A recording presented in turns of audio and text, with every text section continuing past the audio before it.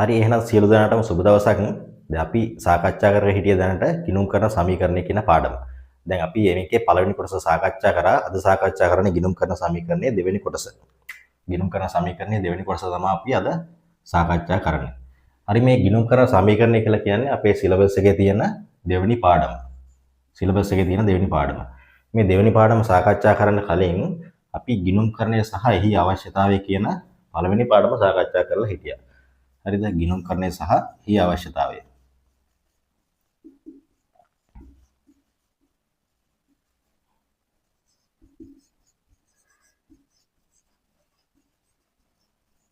හොඳයි එතකොට මේ ගිණුම් කරණය සහ එහි අවශ්‍යතාවය කියන අපේ පළවෙනි පාඩමේ වැදගත් පොයින්ට් එකක් අපි සාකච්ඡා කරා. අපි පොඩ්ඩක් මතක් කරගත්තොත් එහෙම මොනවද අපි සාකච්ඡා කරේ කියලා. අපි ගිණුම් කරන ක්‍රියාවලිය ගැන ගිණුම් කරණය ගැන සාකච්ඡා කරා. ඊළඟට අපි සාකච්ඡා කරා ඇල්මැති පාර්ශව ගැන සාකච්ඡා කරා. තව සාකච්ඡා කරා ගිණුම් කරන ඒකකයක් කියන්නේ මොකක්ද කියලා.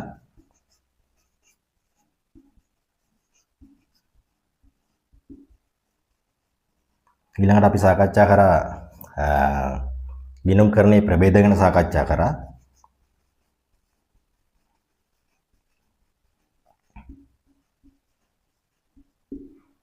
ඊළඟට ගිණුම් කරණයේ අරමුණු සාකච්ඡා කරා.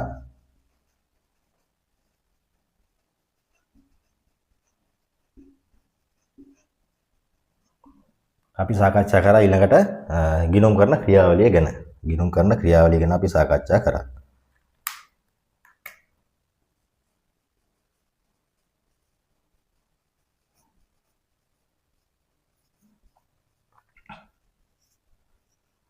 හොඳයි එතකොට අපි මෙතනදී ඉස්සලාම සාකච්ඡා කරේ ගිණුම් කරණය කියන්නේ මොකක්ද කියන එක ගැනනේ. හරිද? ගිණුම් කරණය කියන්නේ මොකක්ද කියන එක අපි ඉස්සලාම සාකච්ඡා කරා. අපි දන්නවා දැන් වෛද්‍යවරයෙක් ගත්තාම එතනදී කරන්නේ රෝගීන් සුවපත් කරන එක.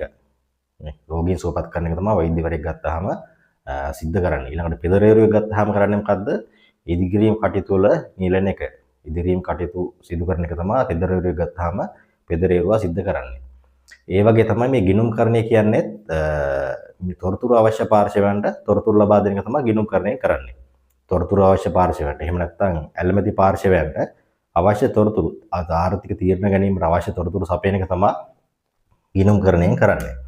හරිද? දැන් මෙතනදී අපි ඊළඟට අන්තිමේට සාකච්ඡා කරා මේ ගිණුම් කරන ක්‍රියාවලිය ගැන. හරිද? ගිණුම් කරන ක්‍රියාවලිය ගැන අපි සාකච්ඡා කරා. එතකොට මේ ගිණුම් කරන ක්‍රියාවලියේ අපි කිව්වා කොටස් තුනක් තියෙනවා කියලා. අදියර තුනක් තියෙනවා කියලා. දැන් පළවෙනි එක තමයි යෙදවුම්. යෙදවුම්. ඊළඟට ගිණුම් කරන ක්‍රියාවලිය. තුන්වෙනි එක තමයි නිමවුම්. නිමවුම්. හරිද? නිමවුම්. එතකොට යෙදවුම් වලට අපි මොනවද යොදාගත්තේ? යෙදවුම් දෙකක් තියෙනවා කියලා කිව්වා. පළවෙනි එක තමයි ගනුදෙනු. ගනුදෙනු. ඊළඟට සිද්ධීන් තියෙනවා නේ. සිද්ධීන් තියෙනවා. හරිද? ඊළඟට මේ ගනුදෙනු සහ සිද්ධීන් උපයෝගී කරගෙන අපි ඉස්සල්ලා මේ ගනුදෙනු හා සිද්ධීන් සටහන් කරනවා මූලාශ්‍ර ලේඛනවල. මූලාශ්‍ර ලේඛනවල. හරිද? මූලාශ්‍ර ලේඛනවල සටහන් කරපු ගනුදෙනු හා සිද්ධීන් අපි ඊළඟට කොහෙද සටහන් කරන්නේ? මූලික පොත්වල. මූලික පොත්වල දෙවෙනි පියවර විදිහට අපි සටහන් කරනවා. හරිද? මූලික සටහන් පොත්වල සටහන් කරපු ගනුදෙනු හා සිද්ධීන් අපි ඊළඟට සටහන් කරනවා කොහෙද? ලෙජරයේ සටහන් කරනවා නේ. ලෙජරයේ සටහන් කරනවා. හරිද? මේ ලෙජරයේ සටහන් කරපු තොරතුරු අපි සාරාංශ කරලා අපි සකස් කරනවා ශේෂ පිරික්සුමක්. අපි හතරවෙනි පියවර විදිහට අන්තිමට හදනවා ශේෂ පිරික්සුමක්. ශේෂ පිරික්සුමක් සකස් කරනවා. ශේෂ පිරික්සුමක් සකස් කරනවා. මේ ශේෂ පිරික්සුමෙන් එන ශේෂයන් ටික උපයෝගී කරගෙන අපි සකස් කරනවා මූල්‍ය ප්‍රකාශන කට්ටලයක්. එහෙම නැත්නම් අපි කියනවා මේක මේ මූල්‍ය ප්‍රකාශන වල සංරචක කියනවා. හරිද? මූල්‍ය ප්‍රකාශන වල සංරචක එහෙම නැත්නම් මූල්‍ය ප්‍රකාශන කට්ටලයක් සකස් කරනවා. ඇයි මූල්‍ය ප්‍රකාශන කට්ටලයක් සකස් කරන්නේ? මේ තොරතුරු අවශ්‍ය පාර්ශවයන්ට තීරණ ගන්න අවශ්‍ය තොරතුරු සපයන්න මේ මූල්‍ය ප්‍රකාශන කට්ටලය මගින්. හරිද? එහෙනම් මූල්‍ය ප්‍රකාශන කට්ටලයේ අංග පහක් තියෙනවා කියලා අපි සාකච්ඡා කරා. එකක් තමයි පළවෙනි එක තමයි ලාභාලාභ ගිණුම. හරිද? ලාභාලාභ ප්‍රකාශය, ලාභ හෝ අලාභ ප්‍රකාශය. දෙවෙනි එක තමයි මූල්‍ය තත්ත්ව ප්‍රකාශය. තුන්වෙනි එක තමයි හිමිකම් වෙනස් වීමේ ප්‍රකාශය. හතරවෙනි එක මුදල් ප්‍රවාහ ප්‍රකාශය. පස්වෙනි එක තමයි ගිණුම් කරන සටහන් හා අනෙකුත් දෑ. ගිණුම් කරන සටහන් හා අනෙකුත් දෑ. හරි එහෙනම් මේ ගිණුම් කරන ක්‍රියාවලියට ඉස්සෙල්ලාම අපි යොදාගන්නේ ගනුදෙනු හා සිද්ධීන්නේ. ඉස්සෙල්ලාම අපි යොදාගන්නේ ගනුදෙනු හා සිද්ධීන්. එහෙනම් මොකද්ද මේ ගනුදෙනුවක් කියලා කිව්වේ අපි එතනදී? ගනුදෙනුවක් කියන්නේ මෙතන ගනුදෙනුවකදී දෙපාර්ශ්වයක් ඉන්නවා. හරිද? ගනුදෙනුවක දෙපාර්ශ්වයක් ඉන්න අපි පොඩි උදාහරණයක් ගත්තොත් එහෙම විකුණුම්. ඊළඟට සේවකයන්ට පඩි ගෙවනවා. ඊළඟට ප්‍රවාහන වියදම් ගෙවනවා. හරි දැන් මේ වගේ දේවල් තමයි ගනුදෙනුවක් කියන්නේ. හරිද? එහෙනම් ගනුදෙනුවක ප්‍රධාන ලක්ෂණ තුනක් තියෙනවා කියලා සාකච්ඡා කරා. මොනවද ගනුදෙනුවක තියෙන ප්‍රධාන ලක්ෂණ තුන? හරිද? එකක් තමයි මේක මුදලින් මනින්න පුළුවන්. හරිද? ඊළඟට මේක කළමනාකරන තීරණයක් මත තමයි මේක සිද්ධ වෙන්නේ. හරිද? එතකොට මෙතනදී මේ ආර්ථික සම්පත් වල වෙනස් වීමක් මෙතනදී සිද්ධ වෙනවා. දැන් මේ වගේ දෙයකට තමයි ගනුදෙනුවක් කියලා කියන්නේ. හරි. එහෙනම් සිද්ධියක් කියන්නේ මොකද්ද? සිද්ධියක් කියන්නේ මොකද්ද? මේ සිද්ධියක් වෙන්නේ ඒකපාර්ශ්විකව. හරිද? එක පැත්තකින් විතරයි මේක සිද්ධ වෙන්නේ. දැන් ගනුදෙනුවක් ගත්තාම ගනුදෙනුවේ දෙපාර්ශ්වයක් ඉන්නව නේද? ගනුදෙනු. ගන්න පුද්ගලෙක් ඉන්නවා, දෙන පුද්ගලෙක් ඉන්නවා. සිද්ධියක් ගත්තාම එහෙම නෑ. සිද්ධියක් වෙන්නේ ඒකපාර්ශ්වීය. ඊළඟට මේ සිද්ධියක් වෙන්නේ කළමනාකරණයේ තීරණයකට අනුව නෙමෙයි. හරිද? සිද්ධියක් වෙන්නේ කළමනාකරණ තීරණයකට අනුව නෙමෙයි.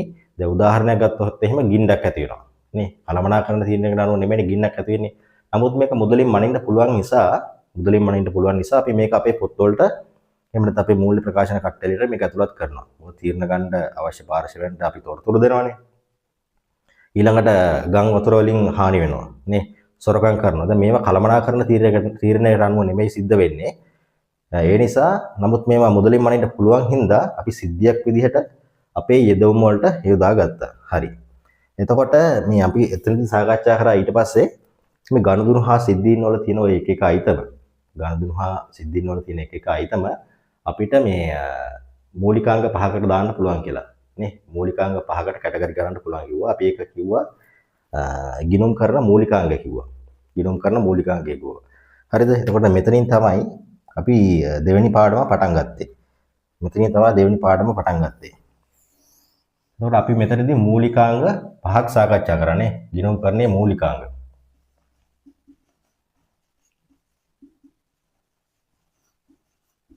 ගිණුම් කරන මූලිකාංග. හරිද? ගිණුම් කරන මූලිකාංග. එතකොට මේ සරලචක පහයි ගිණුම් කරන්නේ මූලිකාංග පහයි පැටල ගන්න එපා. එතකොට මෙතනදී අපි මොකද්ද පළවෙනි මූලිකාංග අපි වත්කම්.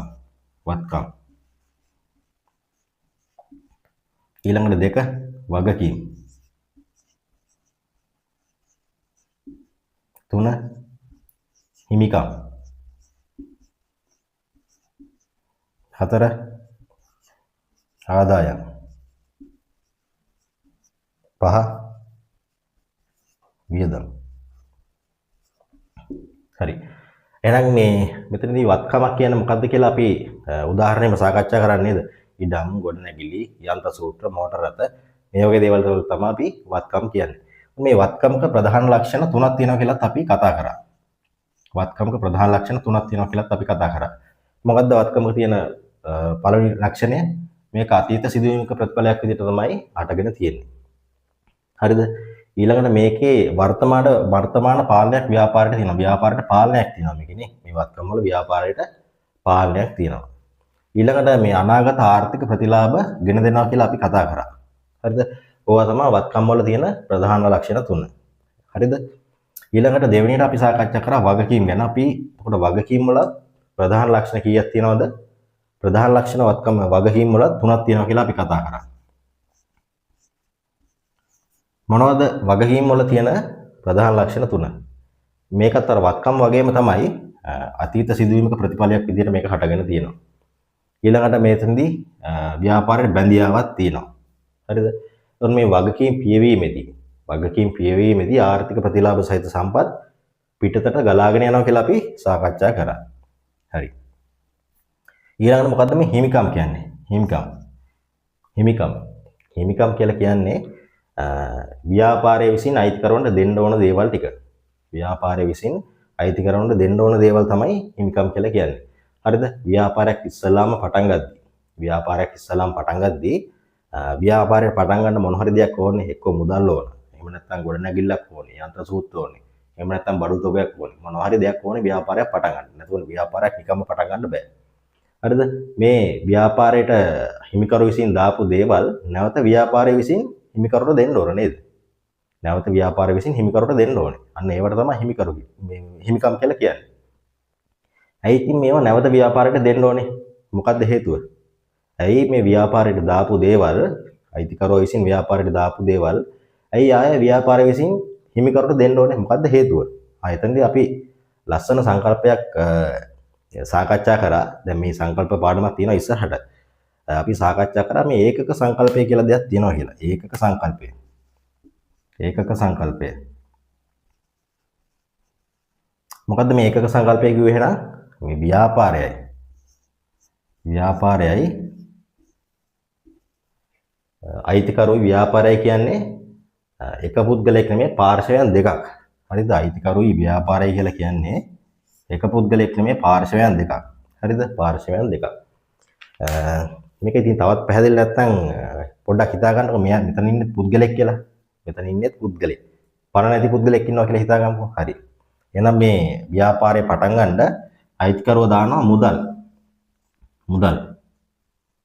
හරිද? එහෙම නැත්නම් මෙයා දානවා ගොඩනැගිලි. හරිද? එහෙම නැත්නම් වෙනත් මොනවා හරි සම්පත් දානවා.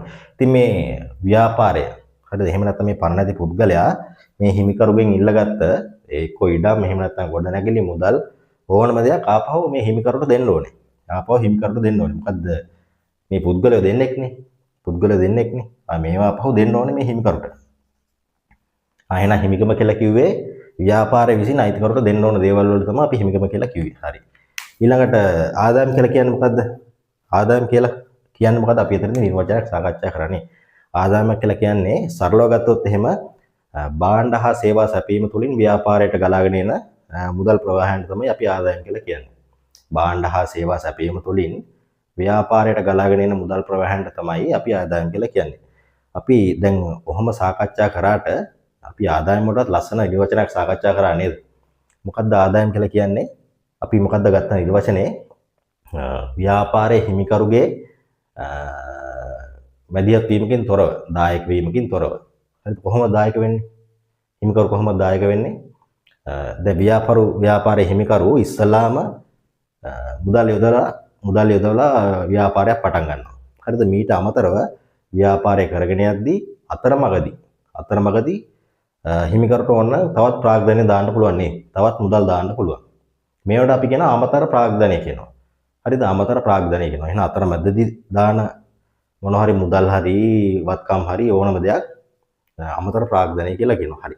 එහෙනම් ආදායමක් කියලා අපි කොහොමද නිර්වචනය කරේ? ව්‍යාපාරයේ හිමිකරුගේ දායකත්වයෙන් තොරව ස්කන්ධය වැඩිවීමට ප්‍රතිඵලයක් වන වත්කමක වැඩිවීමක් හරි වගකීමක අඩුවීමක් හරි අපි ආදායම් කියලා සාකච්ඡා කරා. හරිද? ඕක නිර්වචනනේ. එහෙනම් ඕක සරලව මතක තියාගන්න ආදායම් කියලා කියන්නේ භාණ්ඩ හා සේවා සැපීම තුළින් ව්‍යාපාරයට ගලාගෙන එන මුදල් ප්‍රවාහ. හරිද? භාණ්ඩ හා සේවා සැපීම තුළින් ව්‍යාපාරයට ගලාගෙන එන මුදල් ප්‍රවාහ. ඒක සරල නිර්වචනය. හරිද? ඊළඟට අපි සාකච්ඡා කරා වියදම් ගැන. වියදම් කියලා කියන්නේ මොකද්ද? දැන් මේ කිසියම් වියදම් කියලා කියන්නේ අපි දැන් සරලව ගත්තොත් එහෙම කිසියම් ආදායමක් උපයා ගන්න අපි භාණ්ඩ හා සේවා යොදා ගන්න එපා නේද? කිසියම් ආදායමක් උපයා ගන්න යොදා ගන්න ලබන භාණ්ඩ හා සේවා වල පිරිවැයට තමයි අපි වියදමක් කියලා කියන්නේ. හරිද? අපි හිතමුකෝ අපි සිල්ලර බඩු කඩයක් කරනවා. මෙතනදී අපි හාල් මිටියක් විකුණනවා.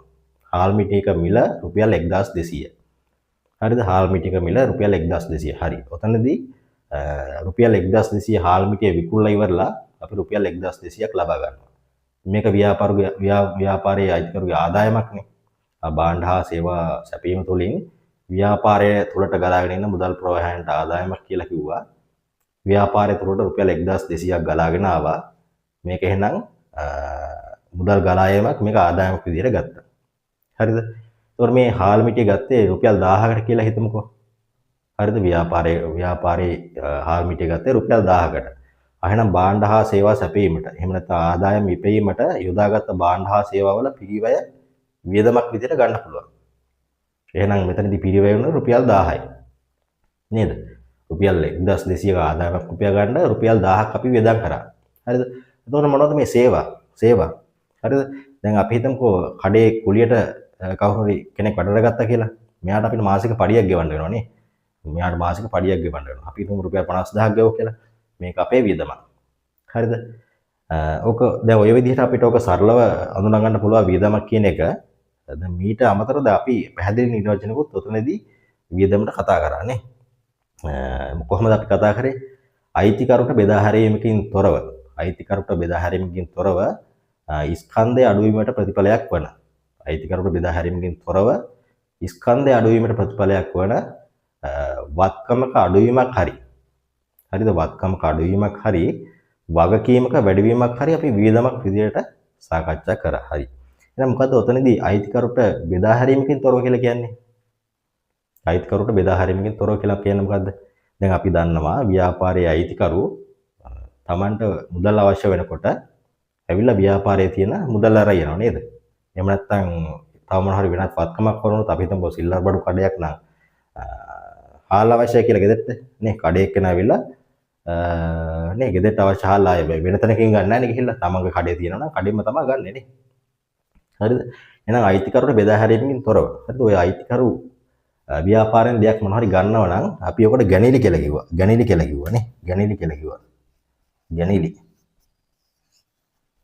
හරි. කියලා කිව්වා. හරි තොරව එතකොට වත්කමක අඩුවීමට හේතු වෙන එහෙම නැත්නම් වගකීමක වැඩිවීමට හේතු වෙන දෙයක් තමයි අපි වියදමක් කියලා සාකච්ඡා කරේ. හරි. එහෙනම් දැන් මෙතනින් මේ ගිණුම් කරන මූලිකාංග ටික පදනම් කරගෙන තමයි අද පාඩම අපි සාකච්ඡා කරන්නේ. ගිණුම් කරන මූලිකාංග ටික පදනම් කරගෙන තමයි අද අපි පාඩම සාකච්ඡා කරන්නේ. හරිද? එහෙනම් අපි ගිණුම් කරන සමීකරණය සකස් කරන්නේ මේ ගිණුම් කරන මූලිකාංග පහ උපයෝගී කරගෙන. ගිණුම් කරන සමීකරණය අපි අද සකස් කරන්නේ ගිණුම් කරන මූලිකාංග පහ උපයෝගී කරගෙන. එහෙනම් අපි ගිණුම් කරන සමීකරණය හදන්න වත්කම උපයෝගී කරගන්නවා.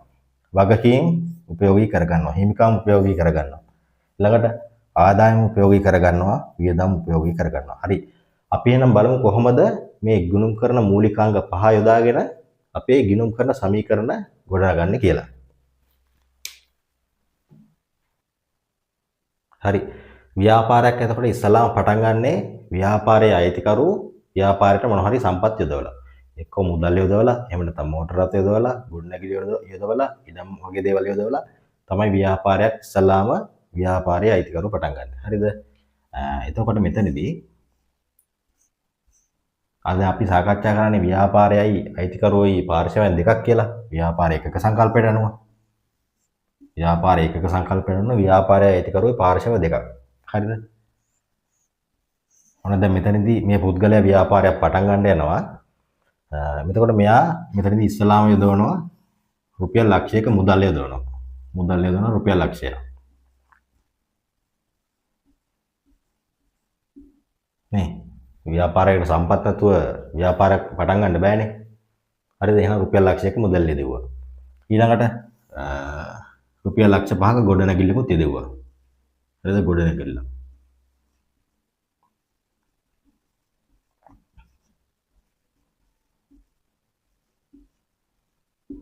ගොඩනැගිල්ලක් යොදවුවා.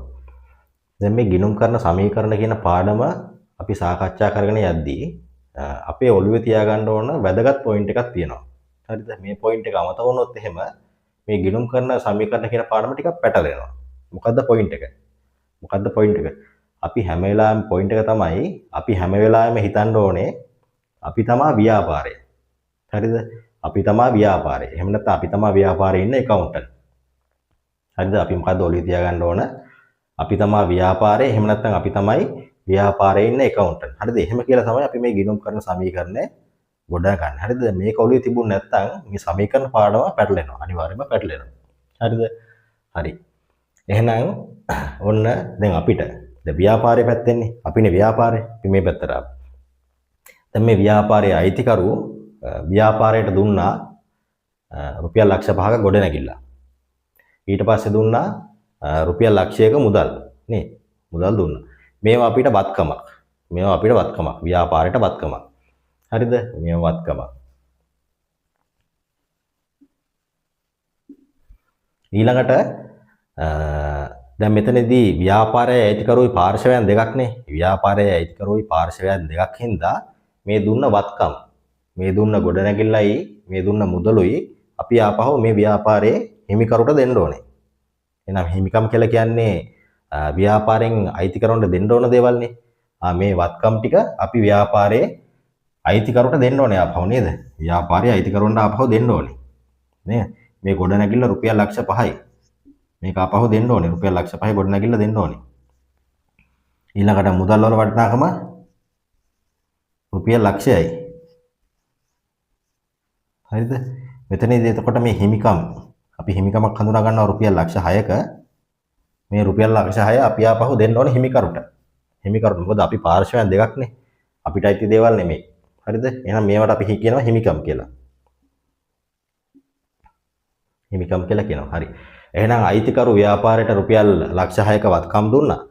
අපි ඒක හිමිකම් විදිහට ආපහු ඒ රුපියල් ලක්ෂ 6 අයිතිකරුට දෙන්න ඕනේ. හරි. එතකොට ගිණුම් කරන සමීකරණය හදන්න පාදක කරගන්නේ මේ දේ. නේ අපි ගත්ත දේවල් වලට අපි දෙන්න තියෙන දේවල් සමාන කරන එකක් තමයි මේ ගිණුම් කරණය කියලා කියන්නේ. ගිණුම් කරන සමීකරණය කියලා කියන්නේ. හරි. ඒක සමීකරණයක් කියලා කියන්නේ විචල්යන් දෙකක සම්බන්ධතාවයක් පෙන්වන ප්‍රකාශයක්නේ. විචල්යන් දෙකක සම්බන්ධතාවයක් පෙන්වු කරන ප්‍රකාශයකට තමයි විචල්යක් කියලා කියන්නේ. එතකොට අපි ඔකට සමාන කිරීමේ ලකුණක් යොදා ගන්නවා.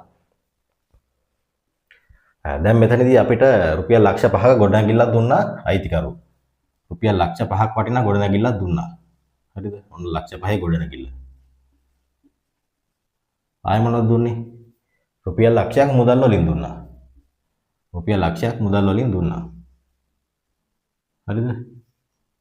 රුපියල් ලක්ෂයක් මුදල් වලින් දුන්නා.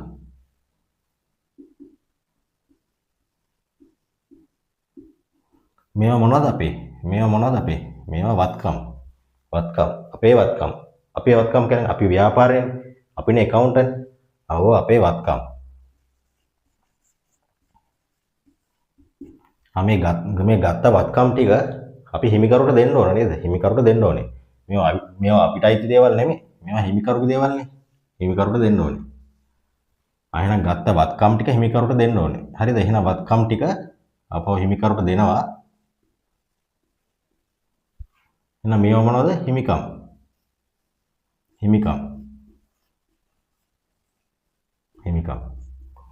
හරිද? ඔන්න සමාන කිරීමේ ලකුණක් දාලා අපි පළවෙනි සමීකරණය හැදුවා. පළවෙනි ගිණුම් කරන සමීකරණය හැදුවා. එහෙනම් මොකද්ද පළවෙනි ගිණුම් කරන සමීකරණය? වත්කම් සමානයි හිමිකම්. පළවෙනි ගිණුම් කරන සමීකරණය වත්කම් සමානයි හිමිකම්. ව්‍යාපාරයේ අයිතිකරු අපිට දුන්න දේවල්. අපි කිව්වේ ව්‍යාපාරයට. හරිද? ව්‍යාපාරයේ අයිතිකරු අපිට දුන්න දේවල්. ව්‍යාපාරයට දුන්න දේවල් අපි නැවත හිමිකරුට දෙන්න ඕනේ. හරිද? හිමිකරුට දෙන්න ඕන දේවල් හිමිකම් කියලා කිව්වා. එහෙනම් පළවෙනි ගිණුම් කරන සමීකරණය අපි ඔතනදී හදාගත්තා වත්කම් සමානයි හිමිකම් කියලා. හරිද? වත්කම් සමානයි හිමිකම් කියලා. හරි. දැන් මේ වත්කම් සමානයි හිමිකම් කියන සමීකරණයට අපිට එක එක ඇඩ්ජස්ට්මන්ට් කරන්න පුළුවන්. මොනවද කරන්න පුළුවන්? අපේ මේකේ ඉස්සලාම කරන්න පුළුවන් මොකද්ද? මේ දෙපැත්තටම මොන හරි එකතු කිරීමක් කරන්න පුළුවන්. දෙපැත්තටම එකතු කිරීමක් කරන්න පුළුවන්. කොහොමද කරන්නේ? බලමු. දෙපැත්තටම එකතු කිරීමක් කරන්න පුළුවන්. පොඩි උදාහරණයක් ගමු. දැන් අපි මේ ව්‍යාපාරේ පටන් ගත්තේ ඉස්සල්ලාමනේ. හරිද? ව්‍යාපාරේ ඉස්සල්ලාම පටන් ගත්තේ. දැන් ව්‍යාපාරයේ ඉන්න පුද්ගලයන්ට පාවිච්චි කරන්න ලීබඩු උපකරණ නැහැ. තාම ලීබඩු උපකරණ ටිකක් හම්බෙලා නැහැ. ව්‍යාපාරයේ අයිතිකරු මොකද කරන්නේ? අපිට රුපියල් ලක්ෂ 2ක් වටිනා ලීබඩු උපකරණ ගෙනල්ලා දෙනවා. රුපියල් ලක්ෂ 2ක් වටිනා ලීබඩු උපකරණ ව්‍යාපාරයට ගෙනල්ලා දෙනවා. හරි. ව්‍යාපාරයට රුපියල් ලක්ෂ 2ක් වටිනා ලීබඩු උපකරණ ගෙනල්ලා දුන්නාම ඒක ව්‍යාපාරයට වත්කමක්. ලීබඩු උපකරණ කියන්නේ ව්‍යාපාරයට වත්කමක්. හරි. එහෙනම් ලීබඩු උපකරණ රුපියල් ලක්ෂ 2ක් ගෙනත් දුන්නා.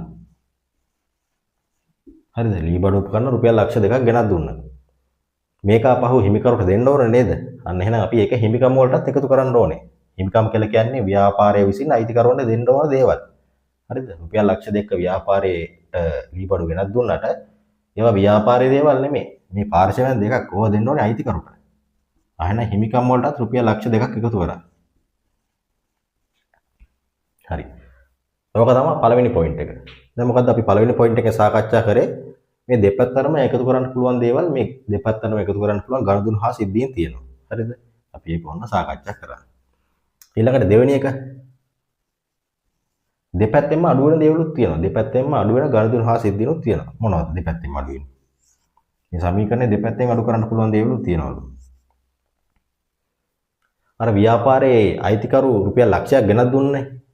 හරිද? ව්‍යාපාරයේ අයිතිකරු රුපියල් ලක්ෂයක් ගෙනත් දුන්නා. දැන් ව්‍යාපාරයේ අයිතිකරුට සල්ලි හදිස්සිතාවයක් වෙලා අපෙන් ඇවිල්ලා අහනවා. එහෙනම් නැත්නම් ව්‍යාපාරයේ ගණකාධිකාරීවරයාගෙන් අහනවා, ඇකවුන්ටන්ට්ගෙන් අහනවා. ඇකවුන්ටන්ට් කියනවා මට රුපියල් 50000ක් දෙන්න මට සල්ලි හදිස්සියක් වුණා කියලා. හරිද? එතකොට ව්‍යාපාරයේ තියෙන රුපියල් 50000ක් එළියට යනවා. මුදල් වලින් එළියට යනවා නේද? මුදල් අඩු වෙනවා. මුදල් කියන්නේ ව්‍යාපාරයට වත්කමක්නේ. ඔම් 50000ක වත්කම අඩු වුණා. 50000ක මුදල් අඩු වුණා. ලාච්චුවේ රුපියල් ලක්ෂයක් තිබ්බා. ලක්ෂයෙන් 50000ක් අරන් හිමිකරුට දුන්නා. ව්‍යාපාරයේ අයිතිකරුට දුන්නා. හරිද?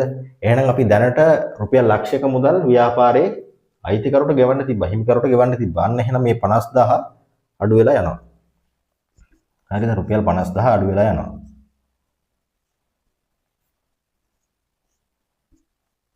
හරිද? රුපියල් 50000 අඩු වෙලා යනවා.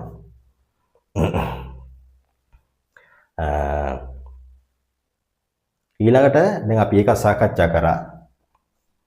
ඊළඟට දැන් මෙතනදී වෙන්න පුළුවන් තව ආකාරයක් තියෙනවා. මොකද්ද? මෙතනදී වෙන්න පුළුවන් තව ආකාරයක් තියෙනවා. මොකද්ද? මේ එක පැත්තකින්ම අඩුවීමක් සහ වැඩිවීමක් හට ගන්න පුළුවන්. එක පැත්තකින්ම අඩුවීමක් සහ වැඩිවීමක් හට ගන්න පුළුවන්. කොහොමද අඩු වෙන්නේ? දැන් ව්‍යාපාරයේ සල්ලි තියෙනවනේ, මුදල් තියෙනවනේ. අපි තුමු රුපියල් 50000ක් දැන් ඉතිරි කියලා ලාච්චුවේ තියෙනවා. මොකද කරන්නේ මේ රුපියල් 50000න් රුපියල් 20000ක් වටිනා ප්‍රොජෙක්ටරයක් ගන්නවා. මේ රුපියල් 20000 දීලා ප්‍රොජෙක්ටරයක් ගන්නවා. ප්‍රොජෙක්ටරයක් ගත්තාම ප්‍රොජෙක්ටරයක් කියන්නේ ව්‍යාපාරයට තියෙන සම්පතක්. එහෙම නැත්නම් වත්කමක්. ආ ප්‍රොජෙක්ටරයක් ව්‍යාපාරය ඇතුළට ආවා. රුපියල් 20000ක් එකතු වුණා. සල්ලි වලින් ගන්නෙ. සල්ලි වලින් ගන්න හින්දා ව්‍යාපාරයේ තිබ්බ ලාච්චුවේ තිබ්බ රුපියල් 20000ක් එළියට ගියා. හරිද? රුපියල් 20000ක් එළියට ගියා. මුදල් වලින් අඩු වෙනවා රුපියල් 20000. මුදල් වලින් අඩු වෙනවා රුපියල් 20000. හරිද? මුදල් වලින් අඩු වෙනවා රුපියල් 20000. හරි. දැන් අපි මේ විදිහට අපිට මේ අපේ ගිණුම් කරන සමීකරණ වල පළවෙනි සමීකරණය හඳුනා ගන්න පුළුවන්. එහෙනම් අපේ පළවෙනි සමීකරණය මොකද්ද? වත්කම් සමානයි හිමිකම්. එහෙනම් පළවෙනි සමීකරණය මොකද්ද? වත්කම් සමානයි හිමිකම්. එතකොට මෙතනදී මේ ගිණුම් කරන සමීකරණය අපි සකස් කරද්දී අපි ඔළුවේ තියාගන්න ඕනේ අපි ව්‍යාපාරයේ එහෙම නැත්නම් අපි ව්‍යාපාරයේ ඇකවුන්ටන්ට් එහෙම නැත්නම් ගණකාධිකාරීවරයා කියලා. හරි. එහෙනම් අපි බලමු දැන් මේ වත්කම් සමානයි හිමිකම් කියන සමීකරණය. හරිද? අපි යන් ඊළඟ ස්ටෙප් එකට. යන්. කොහොමද මේක තවදුරටත් වැඩි දියුණු වෙන්නේ කියලා අපි සාකච්ඡා කරමු මේ සමීකරණ වල දෙවෙනි පියවර විදිහට.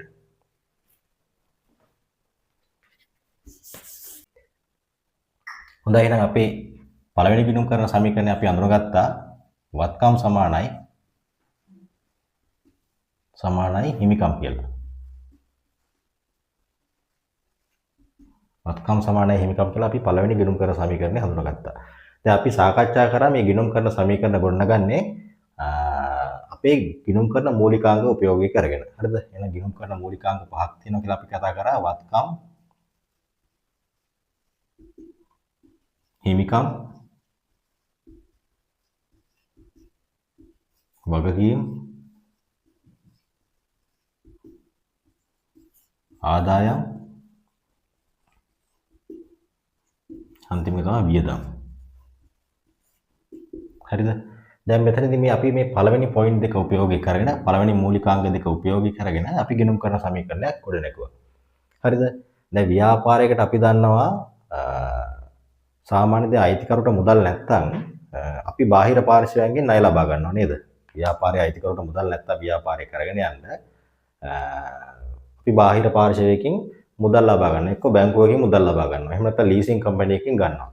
එහෙම නැත්නම් වෙනත් මූල්‍ය ආයතනයකින් ගන්නවා. එහෙම නැත්නම් තමන්ගේ යාළුවෙක්ගෙන් ණයට මුදල් ඉල්ල ගන්නවා. හරි. එතකොට දැන් මේ දෙවෙනි අපේ ඊළඟ ස්ටෙප් එකේදී එන්නේ අපිට ව්‍යාපාරය කරගෙන යන්න මුදල් නැත්තම් හරිද? එහෙම නැත්නම් තුන්වෙනි පාර්ශ්වයෙන් අපි ණය ලැබ ගැනීමක් වගේ සිද්ධ කරොත් එහෙම වගකීම් කියන සරලචකය අපිට මේ ගිණුම් කරන සමීකරණයට අතුලත් කරන්න පුළුවන්. දැන් හිතන්නකෝ වත්කම් සමානයි හිමිකම්. දැන් මේකනේ අපේ මූලික සමීකරණය. ඔන්න අයිතිකරු ගාව තිබ්බ සම්පත් ටික යොදලා එයා ව්‍යාපාරය පටන් ගත්තා. හරිද? දැන් ව්‍යාපාරය කරගෙන යද්දී ව්‍යාපාරයට ඉදිරියට කරගෙන යන්න තාම මුදල් නැහැ. අපි හිතමු මේකට රුපියල් ලක්ෂ 10ක බැංකු ණයක් ගත්තා කියලා. රුපියල් ලක්ෂ 10ක බැංකු ණයක් ගත්තා. එතකොට මේ රුපියල් ලක්ෂ 10ක බැංකු ණයක් ගත්තාම මේ බැංකු ණය කියලා කියන්නේ ව්‍යාපාරයේ වගකීමක්. බැංකු ණය කියලා කියන්නේ ව්‍යාපාරයේ වගකීමක්. හරි. එතකොට මෙතනදී අපි වගකීම් කියන සංරචකය මෙතෙන්ට ඇතුළත් කරනවා. වගකීම් කියන සංරචකය ඇතුළත් කරනවා. එතකොට අපි අර කලින් ගත්ත උදාහරණයම මෙතෙන්ටත් අපි ඇතුළත් කරමු. ව්‍යාපාරයේ අයිතිකරු ව්‍යාපාරය පටන් ගත්තේ රුපියල් ලක්ෂ 6ක ප්‍රාග්ධනයක් යොදලා. මොනවද යෙදුවේ? රුපියල් ලක්ෂයක මුදල් යෙදුවා. ඊළඟට රුපියල් ලක්ෂ 5ක ගොඩනැගිල්ලක් යෙදුවා. ඒතකොට එතනදී ව්‍යාපාරයේ හිමිකරු රුපියල් ලක්ෂ 6ක වත්කම් යොදලා තියෙනවා. හරිද? රුපියල් ලක්ෂ 6ක වත්කම් යොදලා තියෙනවා. මේ යොදපු වත්කම් ටික ව්‍යාපාරය එහෙම නැත්නම් ගණකාධිකාරීවරයාගේ පැත්තෙන් බැලුවොත් එහෙම ආපහු දෙන්න ඕනේ හිමිකරුට. හිමිකරුට දෙන්න ඕනේ. හරි. එතකොට මේක හිමිකම් වලටනේ අපි යොදන්නේ. හරි. ව්‍යාපාරය කරගෙන යන්න මුදල් අවශ්‍යයි තව. නේ? හිමිකරු ගාව ආයේ සල්ලිත් නැහැ. එහෙනම් මොකද කරන්නේ? ව්‍යාපාරය බැංකු ණයක් ලබා ගන්නවා. ව්‍යාපාරය මොකද කරන්නේ? බැංකු ණයක්. එතකොට රුපියල් ලක්ෂ 10ක බැංකු ණයක් ලබා ගත්ත කියලා හිතමුකෝ අපි. රුපියල් ලක්ෂ 10ක බැංකු ණයක් ලබා ගත්තා. එහෙනම් මේ බැංකු ණය කියන්නේ අපේ වගකීමක්. අපි ආපහු මේක බැංකුවට ගෙවන්න ඕන. හරිද? බැංකුවට ගෙවන්න ඕන. එතකොට මේ රුපියල් ලක්ෂ 10ක ණය ලබා ගත්තාම මේ ණය ව්‍යාපාරයේ ලාච්චුවට එනවා. ව්‍යාපාරයේ ලාච්චුවට ආපුවාම මේක අපේ වත්කමක්. මේක අපේ වත්කමක්. බැංකු ණය ගත්තාම බැංකු ණය කියන්නේ වගකීමක්. බැංකු ණයෙන් හම්බෙන මුදල් කියන්නේ අපේ වත්කමක්. මේ ව්‍යාපාරයේ ලාච්චුව තුළට රුපියල් ලක්ෂ 10ක මුදල් ලැබිලා තියෙනවනේ. හරි. එතකොට මෙතනදී මේ ගිණුම් කරන සමීකරණය සමාන වෙනවා. හරිද? ගිණුම් කරන සමීකරණය රුපියල් ලක්ෂ 16කට සමාන වෙනවා. එතකොට හිමිකම් තියෙනවා රුපියල් ලක්ෂ 6ක්. අපි අර හිමිකරුවගෙන් ගත්ත මුදල් සහ ගොඩනැගිලි නැවත හිමිකරුවට දෙන්න ඕන. ඒතකොට ඒක රුපියල් ලක්ෂ 6ක්. ඊළඟට රුපියල් ලක්ෂ 10ක් අපි බැංකුවට ලබා දෙන්න ඕනේ. මේක අපේ වගකීමක්. මේ රුපියල් ලක්ෂ 10 හිමිකරුට නෙමෙයි ලබා දෙන්නේ. මේ රුපියල් ලක්ෂ 10 ලබා දෙන්නේ බැංකුවට. ඒ කියන්නේ වගකීමක් විදිහට තමයි අපි මෙතනදී ඇතුළත් කරන්නේ. හරි. දැන් මේක අපේ ගිණුම් කරන සමීකරණයේ ගිණුම් කරන සමීකරණ වල දෙවන සමීකරණය. ඊළඟට අපි බලමු දැන් අපි මෙතනදී වගකීමුත් ඇතුළත් කරානේ. හරි. අපි බලමු කොහොමද මේ ගිණුම් කරන සමීකරණයේ ඊළඟ පියවරට යන්නේ කියලා ඊතුරු සංරචක දෙකත් මේකට ඇතුළත් කරලා.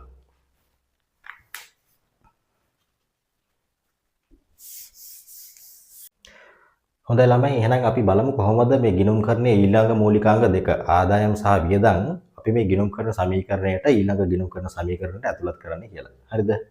දැන් අපි කලින් ගිණුම් කරන සමීකරණය මේ ලියාගමු. වත්කම් සමානයි හිමිකම්. මෙතන ප්‍රාග්ධනය කියලා කියන්නත් පුළුවන්. හරිද? දැන් ඊළඟට ආදායම් අපි මෙතෙන්ට එකතු කරනවා. හරිද? ආදායම් එකතු කරනවා. ආදායම් එකතු කරනවා. වියදමක් තිබ්බොත් වියදම් අඩු කරනවා. වියදම්. ඊළඟට වගකීම්.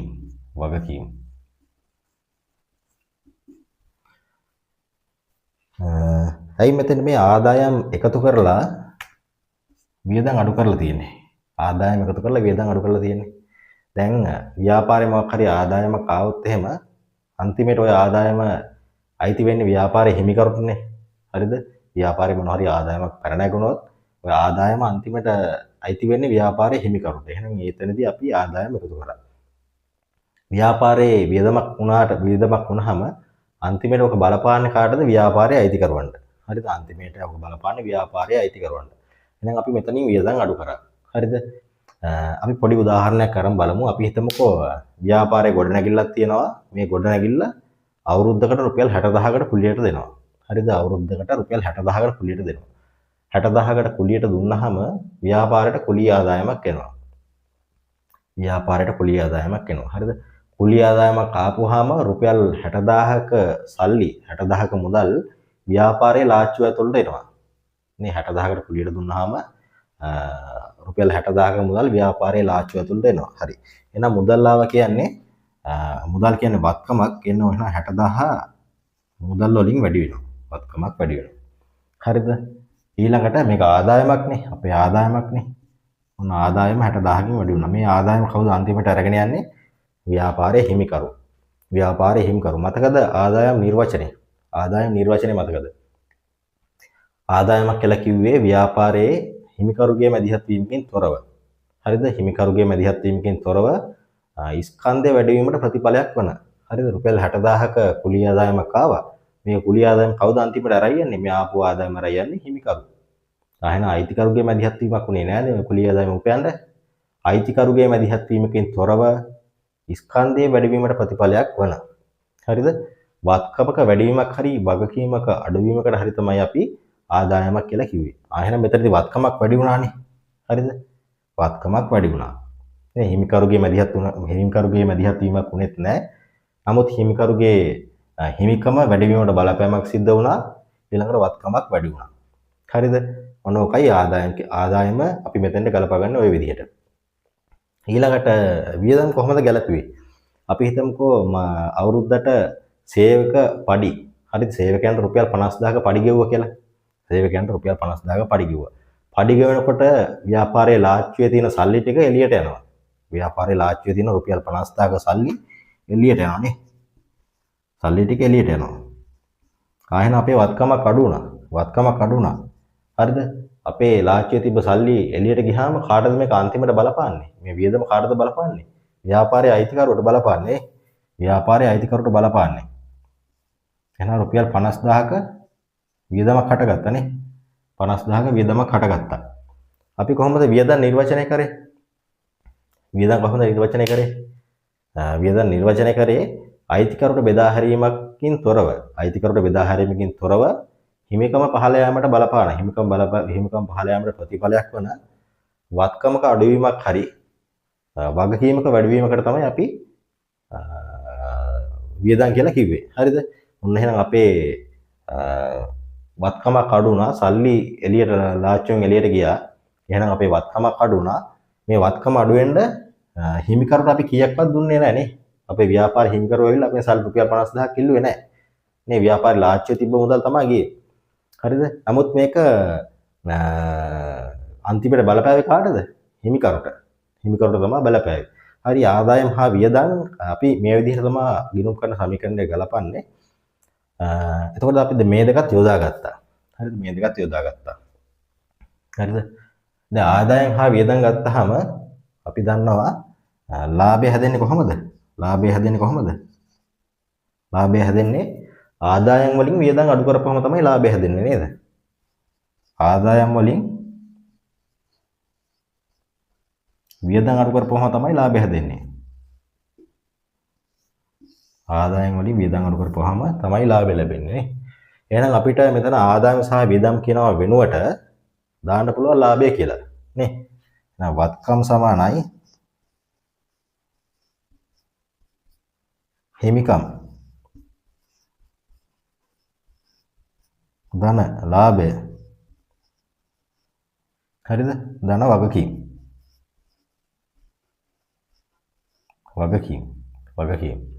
හරිද? මේ විදිහට ලියන්නත් පුළුවන් මේ සමීකරණය. හරිද? මේ විදිහට ලියන්නත් පුළුවන්. හරිද? දැන් එතකොට අපි මේ සමීකරණ හැදෙන ආකාර කිහිපයක් මෙතනදී සාකච්ඡා කරා. ඊළඟට අපි තව පොඩි දෙයක් නිකන් කියමු. මේ දැන් මේ සමීකරණ මේ ගිණුම් කරන සමීකරණය අපිට මේ සාරාංශ කරලා තමයි මේ ගිණුම් කරන සමීකරණ ලියලා තියෙන්නේ. හරි මේක අපිට මේ විහිදුවා ලියන්නත් පුළුවන්. මේ ගිණුම් කරන සමීකරණය අපිට විස්තරාත්මකව ලියන්නත් පුළුවන්. මම පොඩි උදාහරණයක් අරන් බලන්න කොහොමද මේක අපි මේ විස්තරාත්මකව ලියන්නේ කියලා. හරි අපි මේ දෙවෙනි සමීකරණය අරන් බලමු අපි කොහොමද මේක මේ විස්තරාත්මකව ලියන්නේ කියලා. දැන් මේ වත්කම් ගත්තාම අපිට මතකයිනේ අර ව්‍යාපාරයේ හිමිකරු දැම්මා නේද? ගොඩනැගිල්ලක් දැම්මා. හරිද? අපි මේ වත්කම් කියලා ලියන්නේ නැතුව මේ දාපු දේවල් මේ වත්කම් වල තියෙන සාරාංශය කියලා ලියනවා නේ. වත්කම් වල අඩංගු වෙලා තියෙන දේවල් ටික අපිට ලියන්න පුළුවන්. මොනවද? ගොඩනැගිලි තියෙනවා. ගොඩනැගිලි. ඊළඟට අපි හිතමු ඉඩමකුත් දැම්මා කියලා. ඉඩම් තියෙනවා. ආය මුදල් තියෙනවා. හරිද? ඊළඟට වෙළඳ ලැබිය යුතුද? වෙළඳ ලැබිය යුතුද? හරිද? මේවා දැන් වත්කම් කියනවා වෙනුවට මේ වත්කම් තුළ තියෙන අන්තර්ගතය අපි මෙතනදී පෙන්වුම් කරලා තියෙනවා. ඊළඟට මේක සමාන වෙනවා ප්‍රාග්ධනයට. එහෙම නැත්නම් හිමිකමට. ඊළඟට වගකීම් වල මොනවද තියෙන්න පුළුවන්?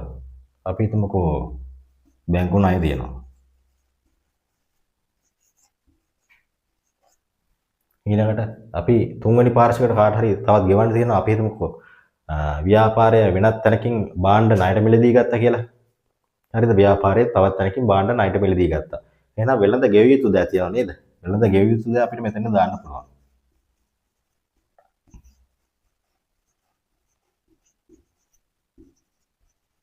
හරි. වෙළඳ ගෙවිය යුතුද? හරි මේ ආකාරයට දැන් අපිට මේ වත්කම් කරලා තවත් අනන්තවත් වත්කම් තියෙනවා නේද?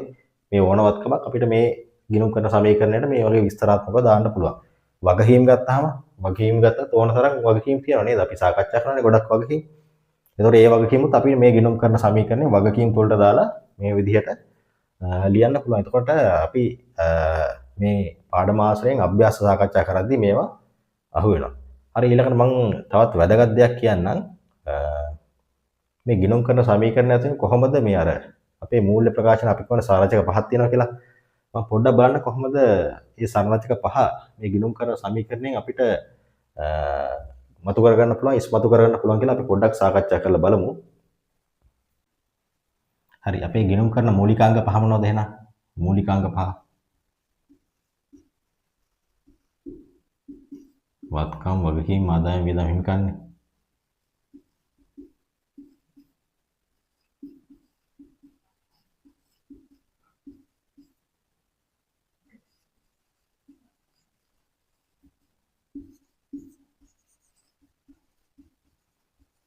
ආදායම් ඊළඟට පස්වෙනි එක වියදම්. මේ මූලිකාංග පහ. හරිද? අපි සාකච්ඡා කරා ඊට පස්සේ මූල්‍ය ප්‍රකාශන සංරචක කියලා පහකුත්. මූල්‍ය ප්‍රකාශන සංරචක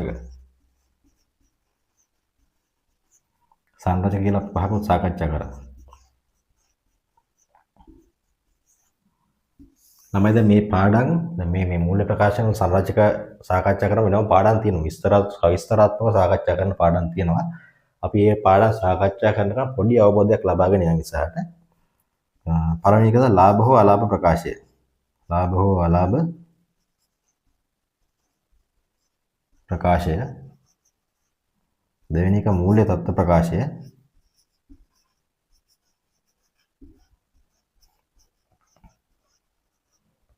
ඊළඟට හිමිකම් වෙනස් වීමේ ප්‍රකාශය.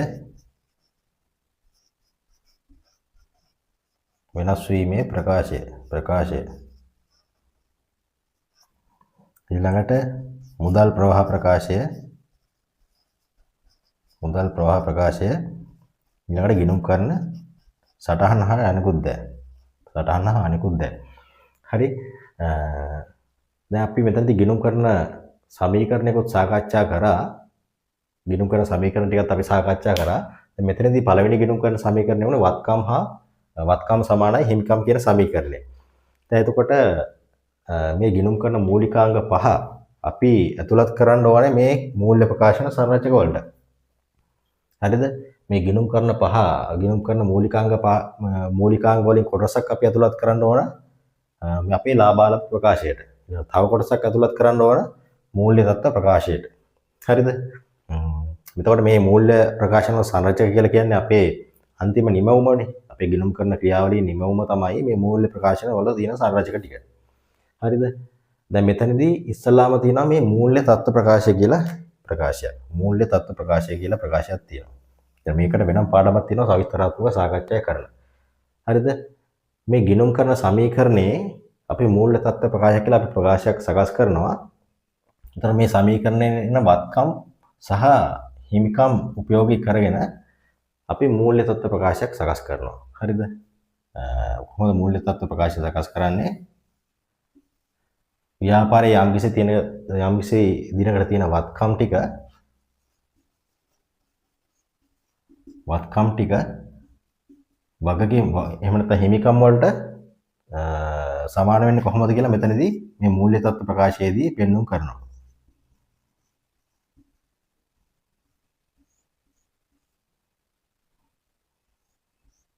හරිද? මේකට අපි මූල්‍ය තත්ත්ව ප්‍රකාශය කියලා කියනවා. මූල්‍ය තත්ත්ව ප්‍රකාශය කියලා කියනවා. හරිද? මූල්‍ය තත්ත්ව ප්‍රකාශය මේක සරල, ඉතාම සරල හඳුන්වා දීමක්. හරිද? එතකොට අපි ඔය ගිණුම් කරන සමීකරණය පළවෙනි සමීකරණය ඔය විදිහට ගත්තා. ඊළඟට දෙවෙනි සමීකරණය මොකද්ද අපේ? වත්කම් සමානයි හිමිකම් දන වගකීම්. වගකීම්. දැන් මෙතනදී මොකද්ද කරන්නේ?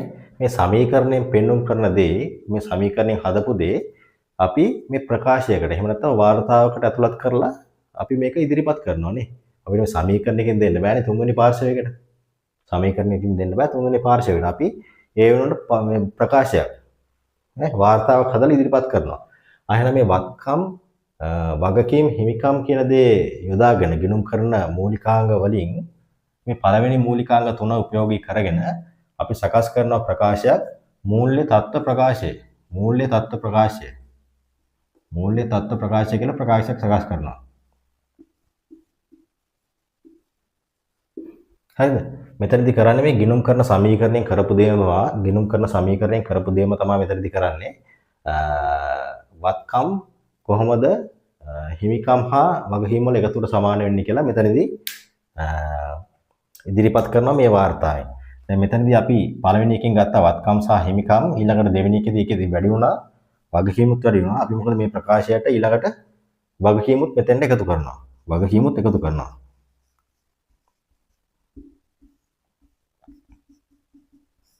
හරිද? එහෙනම් මොකද වෙන්නේ මෙතනදී? වත්කම් වලට සමාන වෙනවා වගකීම් සහ හිමිකම් වල එකතුව. වත්කම් වලට සමාන වෙනවා වගකීම් සහ හිමිකම් වල එකතුව. හරිද? මේක තමයි සරලව, ඉතාමත් සරල මූල්‍ය තත්ත්ව ප්‍රකාශය කියලා කියන්නේ. හරිද? ඉතාමත් සරල මූල්‍ය තත්ත්ව ප්‍රකාශය කියලා කියන්නේ මේ ගිණුම් කරණයෙන් පෙන්නපු වත්කම් සමානයි වගකීම් දන හිමිකම් කියන සමීකරණය අපි ප්‍රකාශයකින් විශේෂිත ප්‍රකාශයකින් පෙන්වුම් කරන එක තමයි මූල්‍ය තත්ත්ව ප්‍රකාශය කියලා ඉතාමත් සරලව කියන්නේ. හරිද? එතකොට මෙතනදී තව මූලිකාංග දෙකක් ඉතුරු වුණානේ. ආදායම් සහ වියදම්. ආදායම් සහ වියදම්. ආදායම් සහ වියදම්. එතකොට තුන්වෙනි සමීකරණය තමයි අපේ වත්කම් සමානයි හිමිකම් ධන ආදායම් ඍණ වියදම් ධන වගකීම්. හරිද? මම අර ආදායම් ධන වියදම් කියන එකට තනි පදයක් කිව්වා මොකද්ද? ලාභය කියලා නේද? අයන හිමිකම් වලට ලාභය එකතු වෙනවනේ. ලාභය අන්තිමේට රැයන්නේ ව්‍යාපාරයේ හිමිකරුනේ. හරිද?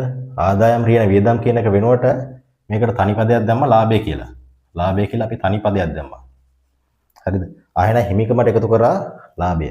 ඊළඟට මෙතන තියෙනවා වියදම. වියදම නෙමෙයි sorry වගකීම්.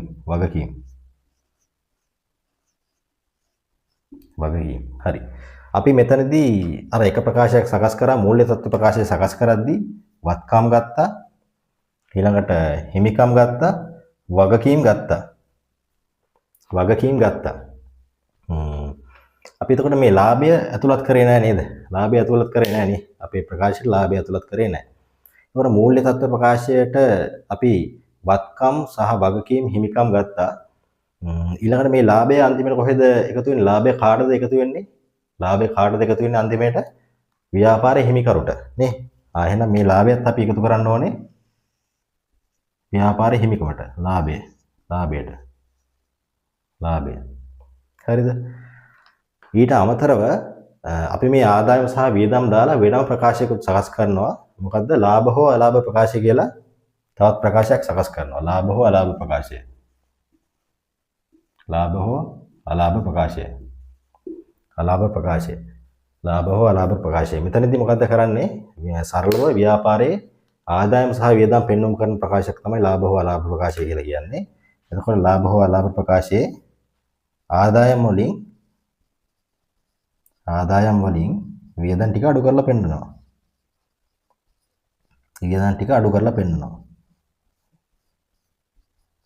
හරිද? මේක ලාභ හෝ අලාභ ප්‍රකාශය. හරිද? එක අතකින් මේ අවසාන ලාභය අපේ මූල්‍ය තත්ත්ව ප්‍රකාශයේ එක සංරචකයක් විදිහටත් යනවා, එක කොටසක් විදිහටත් යනවා. අනිත් අතින් මේ ලාභ සහ අලාභ අපි වෙනම ප්‍රකාශයකින් පෙන්නුම් කරනවා. ලාභ හෝ අලාභ ප්‍රකාශයෙන් ආදායම් වලින් වියදම් ටික අඩු කරලා වෙනම වාර්තාවක් විදිහටත් පෙන්වන්න කරනවා. හරි. එහෙනම් අපේ මූලිකාංග පහෙන් වත්කම්, හිමිකම්, වගකීම් කියන ටික ඍජුවම ගියා මූල්‍ය තත්ත්ව ප්‍රකාශයට. ඊළඟට ආදායම් සහ වියදම් කියන සංරචක මූලිකාංග දෙක ගියා ලාභ හෝ අලාභ ප්‍රකාශයට. හරි. හොඳයි. එතකොට මෙතන මේ ගිණුම් කරන සමීකරණයේදී අපි සාකච්ඡා කරන්නේ විවිධ පාර්ශ්වයන් විසින් ව්‍යාපාරයට විවිධ සම්පත් යොදවනවා. එතකොට ගිණුම් කරන සමීකරණයෙන් පෙන්වුම් කරන්නේ, ඉදිරිපත් කරන්නේ මේ විවිධ පාර්ශ්වයන් විසින් යොදවපු සම්පත් සහ ඒ සම්පත් යොදවපු පාර්ශ්වයන් අතර තියෙන සම්බන්ධතාවය තමයි මේ ගිණුම් කරන සමීකරණයෙන් ඉදිරිපත් කරන්නේ. හරි. එතකොට මෙතනදී ගිණුම් කරන සමීකරණයට අපිට නිර්වචනයක් ඉදිරිපත් කරන්න පුළුවන්. අපි පොඩ්ඩක් බලමු මොකද්ද නිර්වචනය කියලා. නිශ්චිත ඕනෑම දිනකට, හරිද? මේක ඉතාමත් වැදගත් දෙයක්. නිශ්චිත ඕනෑම දිනකට ව්‍යාපාරයේ ඇති ප්‍රාග්ධනයේ, හරිද? එහෙම නැත්නම් හිමිකමෙන් වගකීම් වලත් මුළු එකතුව, හරිද? වගකීම් වලත් මුළු එකතුව එදිනට ඇති මුළු වත්කම් වලට සමාන බව දක්වමින්, හරිද? එදිනට ඇති මුළු වත්කම් වලට සමාන බව දක්වමින් ඉදිරිපත් කරන ලබන ගණිතමය සම්බන්ධතාවය තමයි ගිණුම් කරන සමීකරණය කියලා කියන්නේ. හරිද? මේක අපිට නිර්වචනයක් විදිහට ගන්න පුළුවන්. නිර්වචනයක් විදිහට ගන්න පුළුවන්. මොකක්ද එහෙනම් නිර්වචනය? නිශ්චිත ඕනෑම දිනකට ව්‍යාපාරයේ ප්‍රාග්ධනයේත් වගකීම් වලත් මුළු එකතුව, හරිද? එදිනට මුළු වත්කම් වලට සමාන බව දක්වමින් ඉදිරිපත් කරන ලබන ගණිතමය සම්බන්ධතාවයට අපිට ගිණුම් කරන සමීකරණය කියලා ගන්න පුළුවන්. හරි. එතකොට අපි මේ ගණිතමය සම්බන්ධතාවය කියන පදේ අයින් කරලා ඉදිරිපත් කරන ලබන ප්‍රකාශය කියලා ගත්තොත් එහෙම ඒ ඉදිරිපත් කරන ලබන ප්‍රකාශය මොකද්ද? මූල්‍ය තත්ත්ව ප්‍රකාශය. හරිද? එහෙනම් අපිට මූල්‍ය තත්ත්ව ප්‍රකාශයට මෙතනදි පොඩියට නිර්වචනයක් ගන්න පුළුවන්. මොකද්ද මූල්‍ය තත්ත්ව ප්‍රකාශය කියලා කියන්නේ කියන එකට.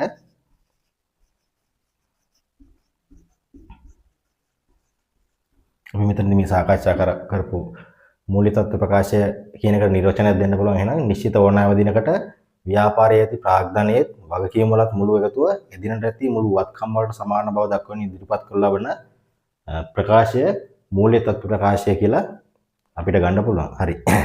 ළමයි එතකොට මේ ලාභය කොහොමද හොයන්නේ? ව්‍යාපාරික ලාභය හොයන්නේ. ව්‍යාපාරික කොහොමද ලාභය හොයන්නේ? ලාභය හොයන්නේ. අපි දන්නවා ද ලාභය හොයන්න අපි මේ ප්‍රකාශයකුත් තියෙනකව නේද? අර ගිණුම් කරන මූලිකාංග වලින් ආදායම් සහ වියදම් අරගෙන අපි ලාභාලාභ ප්‍රකාශය යොදාගෙන හොයනවානේ ලාභය. ව්‍යාපාරයේ ලාභය හොයනවානේ. ලාභය හොයන්නේ එහෙනම් ආදායම් වලින් වියදම් අඩු කරලා. ආදායම් වලින් වියදම් අඩු කරලා තමයි ලාභය හොයන්නේ. හරිද? දැන් ලාභය මෙහෙම හෙව්වට, ලාභය මේ විදිහට හෙව්වට අපිට ලාභය හොයන්න පුළුවන් තවත් ක්‍රමයක් තියෙනවා. හරිද? ලාභය හොයන්න පුළුවන් තවත් ක්‍රමයක් තියෙනවා. ඒකට අපි කියනවා මේ සුද්ධවත්කම් ප්‍රවේශය කියලා. හරිද? සුද්ධවත්කම් ප්‍රවේශය ඇසුරෙන් ලාභය ගණනය කරන ක්‍රමයක් තියෙනවා. අපි බලමු මොකද්ද මේ සුද්ධවත්කම් ප්‍රවේශය කියන්නේ කියලා. අපි බලමු කොහොමද මේ සුද්ධවත්කම් ප්‍රවේශය ඇසුරෙන් ලාභය ගණනය කරන්න කියලා. හරිද? අපි සරලව ලාභය ගණනය කරන්නේ ආදායම් වලින් වියදම් අඩු කරලානේ. බලමු කොහොමද එන්න සුද්ධවත්කම් ප්‍රවේශය ඇසුරෙන් ලාභය ගණනය කරන්න කියලා. හොඳයි. එහෙනම් අපි බලමු කොහොමද මේ සුද්ධවත්කම් ඇසුරෙන් ලාභය ගණනය කරන්න කියලා. හරිද? එතන මොකද්ද සුද්ධවත්කම් කියන්නේ? සුද්ධවත්කම් කියන්නේ අනේ සුද්ධවත්කම් කියලා කියන්නේ සුද්ධවත්කම්. හරිද? සුද්ධවත්කම් කියලා කියන්නේ අපේ හිමිකමට. හරිද? එහෙනම් සුද්ධවත්කම් කියලා කියන්නේ හිමිකමට. හිමිකමට තවත් කියන තවත් සමාන වචනයක් තමයි සුද්ධවත්කම්.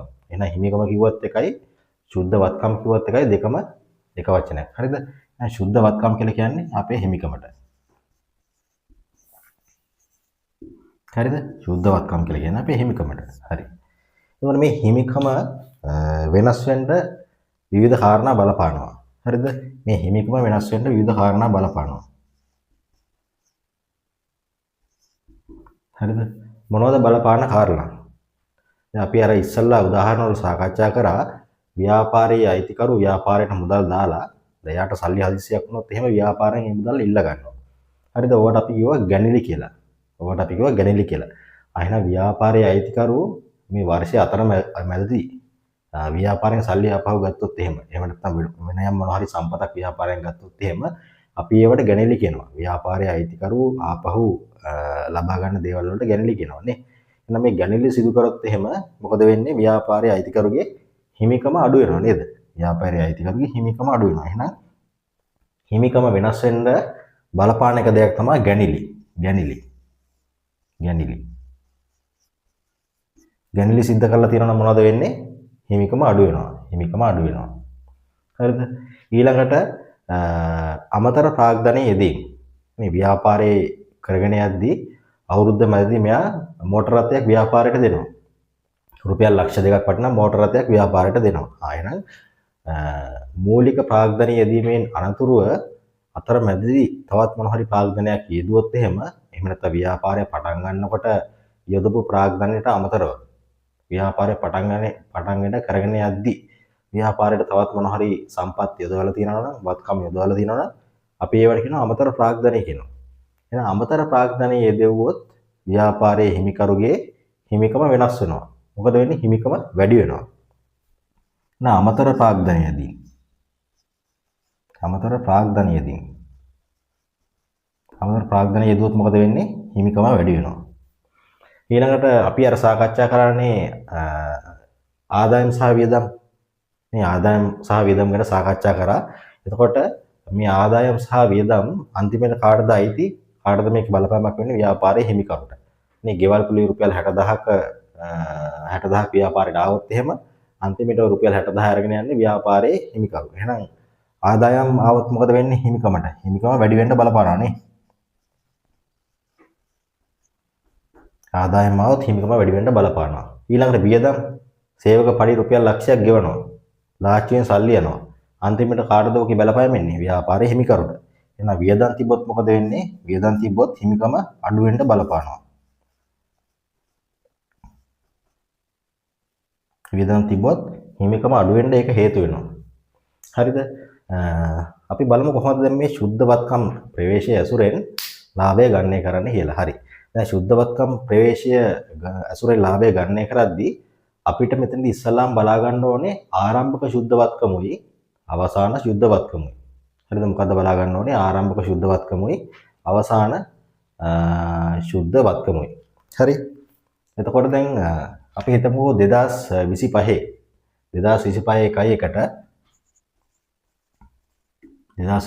1කට හරිද? ආරම්භක සුද්ධවත්කම. මොකද්ද? ආරම්භක ශේෂය. ආරම්භක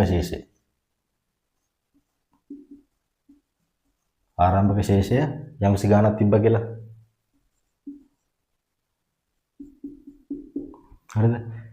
මේකට එකතු වෙනවා අමතර ප්‍රාග්ධන යෙදීම. මේ අමතර ප්‍රාග්ධන යෙදුවොත් එහෙනම් මේ ආරම්භක ශේෂයට එකතු වෙනවා නේද?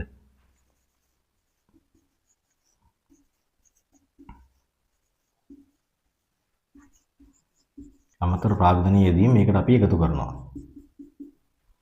ඊළඟට වර්ෂයේ මැදදී අයිතිකරුවෝ ව්‍යාපාරයෙන් සල්ලි අරන් ගිහිල්ලා තිබ්බොත් එහෙම නැත්නම් ගැනෙලි සිද්ධ කරලා තිබ්බොත් එහෙම අපි මේක අඩු කරනවා. ගැනෙලි තිබ්බොත් එහෙම අපි මේක අඩු කරනවා. හරිද? තමයි දැන් අපි accounting වලදී අඩු කිරීම පෙන්වන්නේ මේ වගේ වරහන් දෙකක් දාලා. තමයි අඩු කිරීමේ ලකුණ පෙන්වන්නේ. හරිද? දැන් අපි අමතර ප්‍රාග්ධනයක් ගත්තා, ගැනෙලිත් ගත්තා. ඊළඟට වර්ෂයේ තියෙන ආදායම් ටික අපි එකතු කරනවා. මේ අවසාන ශේෂය ගන්න තමයි අපි යන්නේ. හරිද? අවසාන ශේෂය ගන්න තමයි අපි යන්නේ. ආරම්භක ශේෂයට අමතර ප්‍රාග්ධනය තිබ්බොත් ඒක එකතු කරනවා. ඊළඟට ගැනෙලි තිබ්බොත් අඩු කරනවා. ආදායම් තිබ්බොත් මොකද වෙන්නේ? එකතු වෙනවා. ඊළඟට වියදම් තිබ්බොත් එහෙම වියදම් මොකද කරන්නේ? වියදම් තිබ්බොත් වියදම් ටික අපි අඩු කරනවා. හරිද? අපි ගිණුම් කරන්නේදී අඩු කිරීම ලකුණු දාන්නේ වරහන් දාලානේ.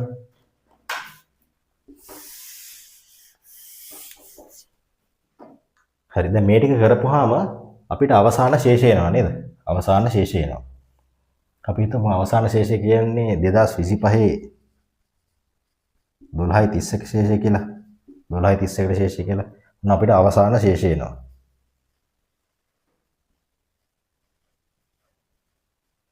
හරිද? අවසාන ශේෂය එනවා. දැන් අපි යන්නේ මේ ශුද්ධවත්කම් ඇසුරෙන් ලාභය හොයන්න. නේ? අපිට සරල ක්‍රමයක් තියෙනවා ලාභය සමානයි ආදාය ඍණ වියදම් කියලා නේ. ඊට අමතරව අපි මේ ශුද්ධවත්කම් ප්‍රවේශය ඇසුරෙන් තමයි අපි ලාභය ගණනය කරන්න යන්නේ. හරිද? දැන් මේ අපි මේ ලියාගත්ත ලිස්ට් එක අපි මේක සමීකරණයකට හරවලා බලමු. මේක අපි සමීකරණයකට හරවමු. දැන් මෙතනදී ආදායම සහ වියදම් වෙනුවට අපිට කියන්න පුළුවන් නේද ලාභය කියලා. ලාභය.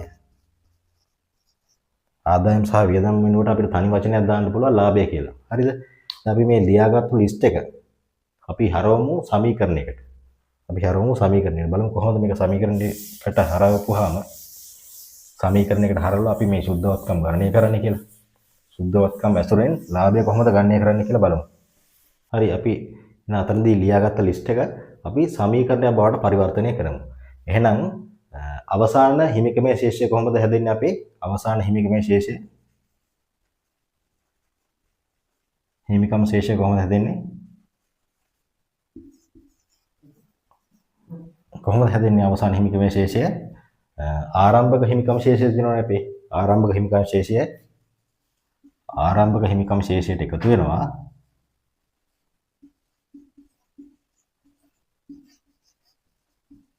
මොකක්ද එකතු වෙන්නේ?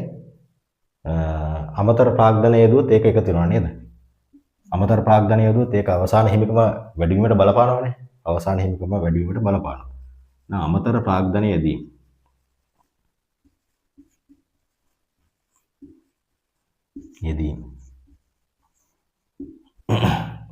ඊළඟට ගැණිලි තිබ්බොත් මොකද වෙන්නේ? ගැණිලි තිබ්බොත් ව්‍යාපාරයේ වර්ෂයේ මැදදී අයිතිකරු ව්‍යාපාරයෙන් සල්ලි අරගෙන ගියොත් එහෙනම් මොකද වෙන්නේ? නේ? අපේ අවසාන හිමිකම අඩු වීමට ඒක හේතුවක් වෙනවා. එහෙනම් ගැණිලි අඩු කරනවා. ගැණිලි.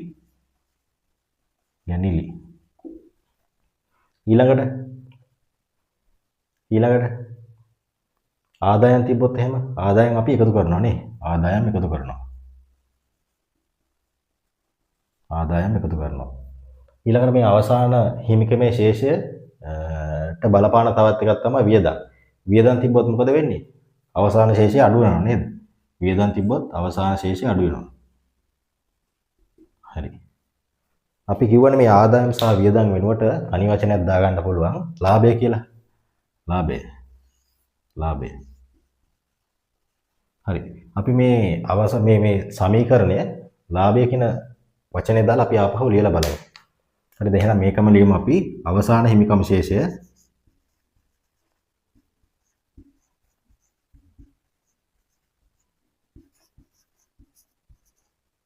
එහෙනම් ආරම්භක හිමිකම් ශේෂයට ඒක අපි ඉස්සල්ලාම එකතු කරනවා. ආරම්භක හිමිකමේ ශේෂය. හරිද? අමතර ප්‍රාග්ධනය තියෙනවා ඒක අපි එකතු කරනවා.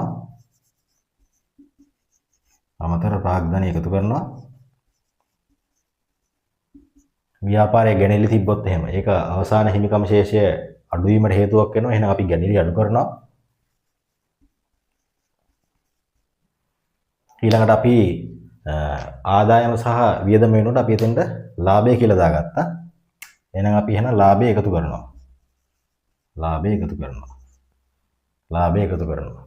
ලාභය එකතු කරනවා. හරිද? ලාභය එකතු කරනවා. එතකොට මේ සූත්‍රය අපිට උක්ත කරගන්න පුළුවන් නේද? අපි මේක O-level කාලේ ඉඳන් මේ සමීකරණ කරලා තියෙනවානේ.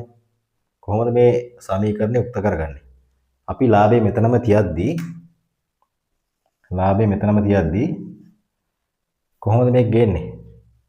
ආරම්භක ශේෂේ දැන් අවසාන හිමිකම් ශේෂය මෙතන තියෙනවා.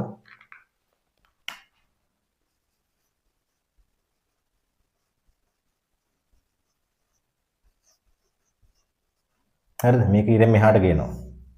ඒතකොට ආරම්භක හිමිකම් ශේෂය මොකද්ද වෙන්නේ? මේක අඩු වෙනවා.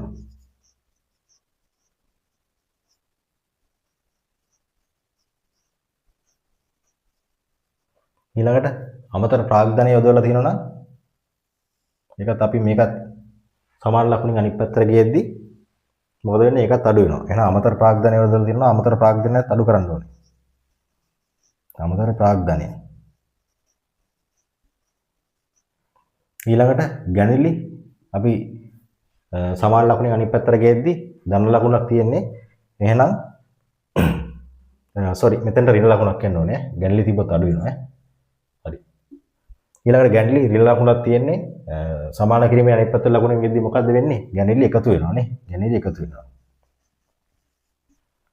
එහෙනම් අන්තිමට උත්තරේ එනවා ලාභය. ලාභය. ආයෙන කොහොමද ශුද්ධවත්කම් ප්‍රවේශය අසුරෙන් ලාභය හොයන්නේ? අවසාන හිමිකම ශේෂයෙන් අඩු කරනවා ආරම්භක හිමිකම ශේෂය. අමතර ප්‍රාග්ධනය තියෙනවා අමතර ප්‍රාග්ධනය අඩු කරලා දානවා. ගැණිලි තියෙනවා ගැණිලි එකතු කරනවා. දැන් මේ විදිහට අපිට ශුද්ධවත්කම් ප්‍රවේශය අසුරෙන් අපිට ලාභය ගණනය කරන්න පුළුවන්. හරි. හොඳයි. දැන් අපි මේ ගිණුම් කරන සමීකරණ පාඩමේ කොටස් දෙකක් සාකච්ඡා කරා වෙනකොට. ඉතින් මේකේ තවත් අපි අභ්‍යාසය කරන්න තියෙනවා මේ ගිණුම් කරන සමීකරණ කියන පාඩමේ. අපි මේ පාඩම් ටිකත් ඉදිරියට අරගෙන එහෙනම් සියලු දෙනාටම සුබ දවසක්.